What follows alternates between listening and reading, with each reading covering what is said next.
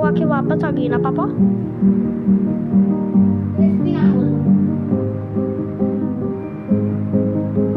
इतने दिनों बाद अपना मजे का खाना खा रही है। डॉक्टर तो उसे हेल्दी दे रहे थे, खा रही है।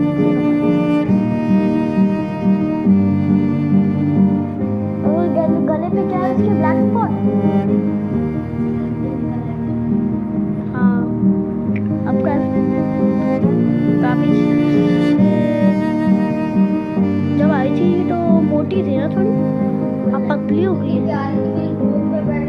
देखिए क्या खा रही है। ओह अच्छे खाना है।